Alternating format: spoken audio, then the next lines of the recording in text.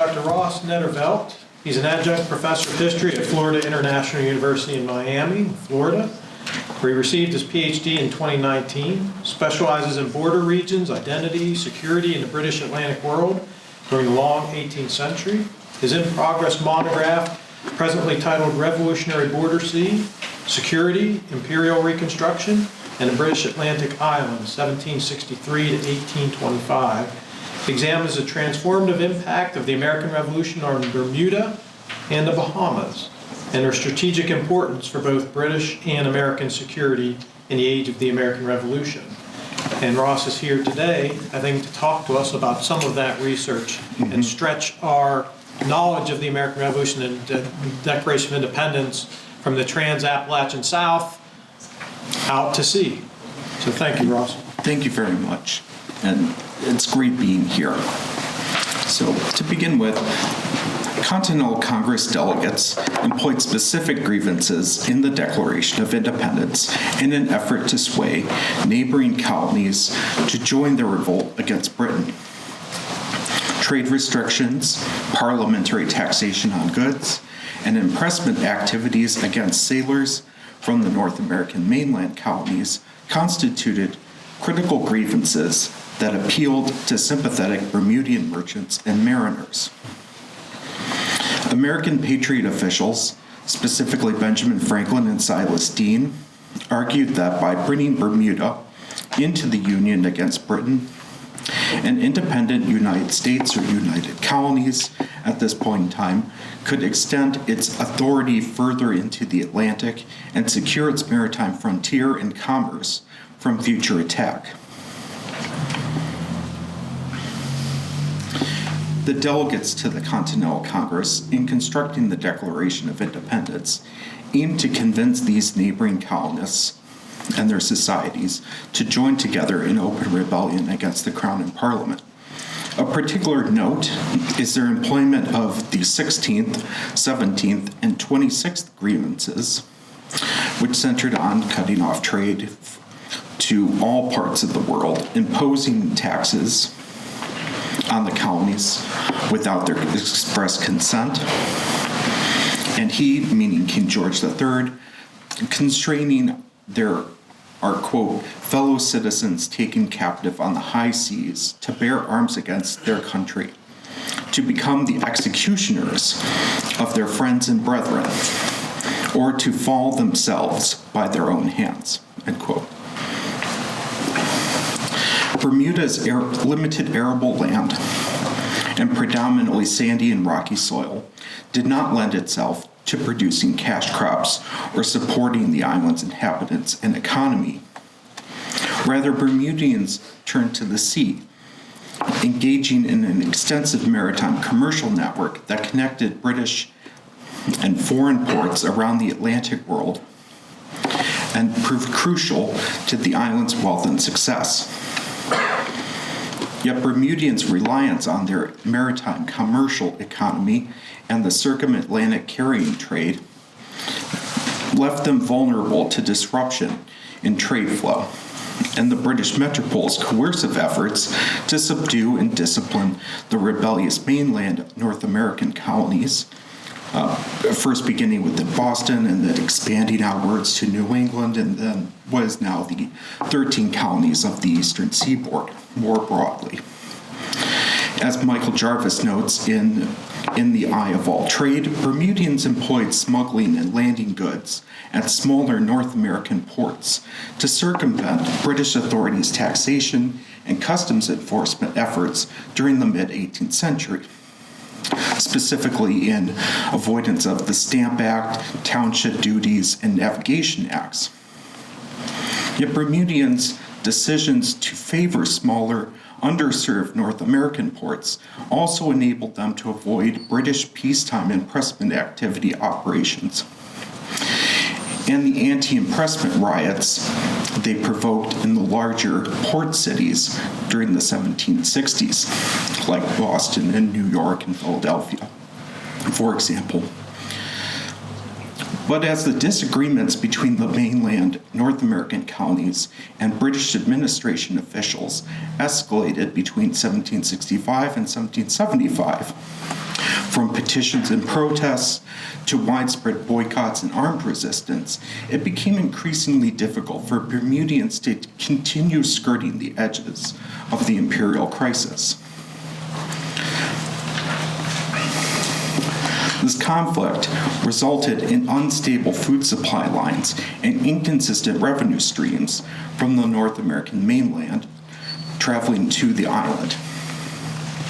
This further increased with Parliament's passage of the Prohibitory Act of 1775, forbidding Britons and their British territories from trading with the rebellious North American colonies. The commercial and provisions crisis produced an opening for American Patriot officials and Bermudians who sympathized with the Patriots' cause to try to convince their fellow islanders to join the revolution on the side of the United Colonies, or what would become the United States. In 1774, Bermudian observers concluded that the administration and Parliament were the primary enemies threatening the liberties of British American colonists. Henry Tucker of Somerset tribe, a prominent outspoken political intellectual who lived on Bermuda's western end, saw the policies of the Grenville, Rockingham, Grafton, and North ministries as conspiring against the American colonies and subjecting them to taxes imposed by Parliament. The British ministry and military's actions, Henry of Somerset claimed, presented, quote, the most shocking appearance of cruelty and inhumanity, end quote. Other Bermudians expressed their distaste for the British ministry in more fiery language. Dr. George Forbes blasted the North Ministry's punitive and retaliatory coercive acts as being, quote, ministerial chains, end quote, characterizing them as actions so shocking that they drove millions of their fellow subjects to despair, and, quote, compelled them to draw their sword, to sheath them in the bowels of their mother country, end quote.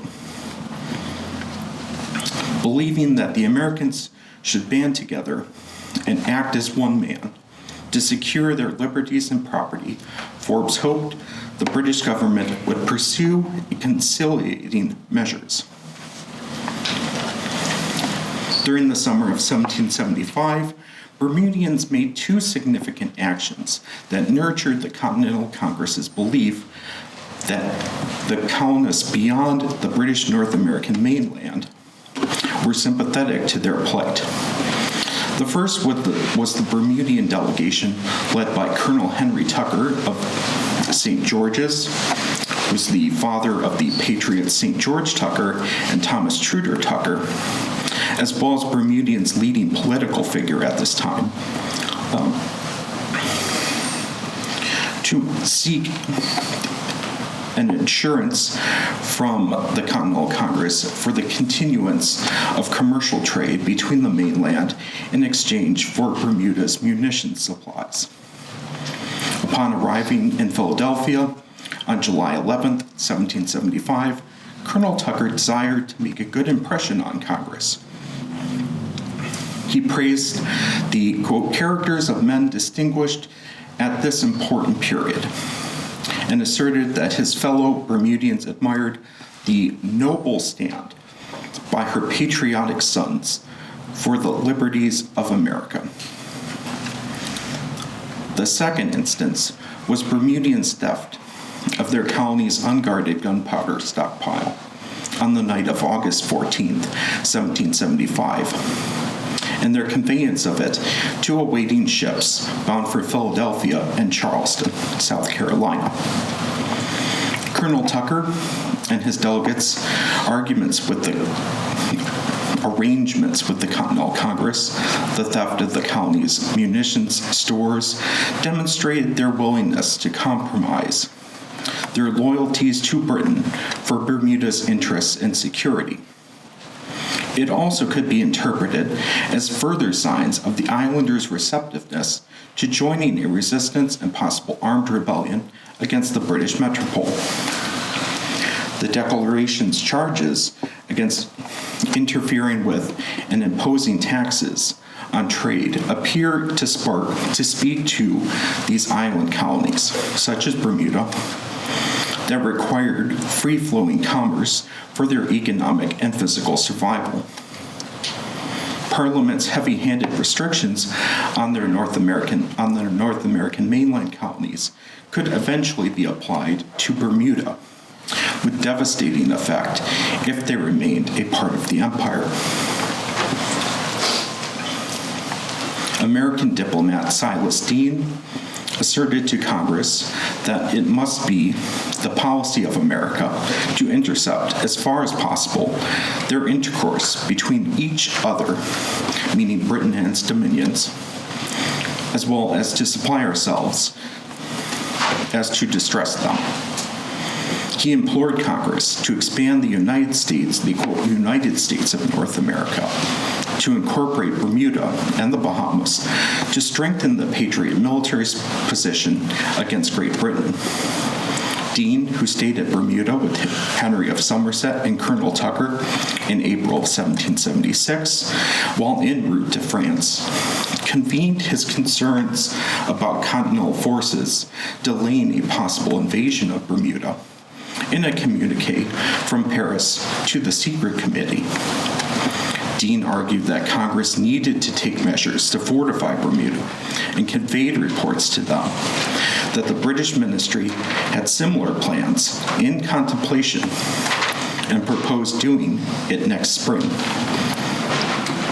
meaning the spring of 1777. In Deane's imagination, Bermuda, as well as the Bahamas, constitute colonies that could shift British defenses further away from the revolutionary mainland. In appealing to other neighboring colonies through the grievances and charges against the British Crown and Parliament, the Declaration also attempted to achieve a similar outcome, subsequently expanding the revolutionary battlefield out into the Atlantic Ocean and potentially the Caribbean, would stretch Britain's military forces in the metropole's effort to defend the empire and limit their foothold on the North American continent. Benjamin Franklin was of a similar mind as Deane. In his sketch of Propositions for Peace from September of 1776, Franklin desired Great Britain and General William Howe to renounce and disclaim all pretense of right or authority to govern any of the United States, and agree to a unified North American continent under the control of the United States and the Continental Congress. This was to, quote, prevent those occasions of misunderstanding which are apt to arise, where the territories of different powers border on each other through the bad conduct of frontier inhabitants, end quote. To achieve this, the United States needed to bring in not only Canada and the Floridas, but Bermuda and the Bahamas into their union, whether by convincing them to declare independence, capture them militarily, or persuade Britain to cede them through peace negotiations. By removing the British Empire from the continent, American officials sought to forge a future that limited the contested spaces surrounding the United States and avoided dragging this nascent nation, into a protracted, damaging, and expensive conflict with a European power. Yet by the end of 1776, the ambitions and hopes of American patriots, Franklin and Deane, and the Bermudians who sympathized with their cause soon fell apart. The Royal Navy's assignment of warships, beginning with the HMS Scorpion in late 1775 in response to the gunpowder theft, to patrol around Bermuda, constrained the islanders' pro-patriot smuggling operations, and created additional serious risks for continental forces if they were to attempt to capture the island. The arrival of additional warships in 1776 and 1777 as well as a contingent of troops garrisoned on the island for the first time in 100 years, brought the harsh realities of quartering troops and impressments charged by the Declaration to Bermuda's shores. Realities Bermudians had quietly endeavored to ensure they avoided during the preceding decade of imperial crisis. And to conclude by discussing some of the post-revolutionary consequences of Bermuda's remaining within the British Empire and not sort of joining the United States as an independent state. American patriots' failure to convince or pull Bermuda into the revolution would ultimately prove dire. Following the revolution's conclusion, the island emerged as a critical maritime border region that threatened the United States' sovereignty between 1783 and 1816. While the British government's plans for a Bermudian naval station began quickly forming under the urgence of the American loyalist Governor William Brown, but were still in their embryonic stages. In the mid to late 1780s and early 1790s, Bermudians increasingly turned to privateering against American merchant ships to bring in income and supplies to sustain their community. Actions by Bermudian privateers aided in asserting British maritime power in the Western Atlantic by harassing and diminishing the United States' maritime labor force and merchant fleets. Bermudian privateers and the Vice Admiralty Court on the island were also critical in aiding the British government and the Royal Navy in capturing, convicting, and impressing American sailors and distressing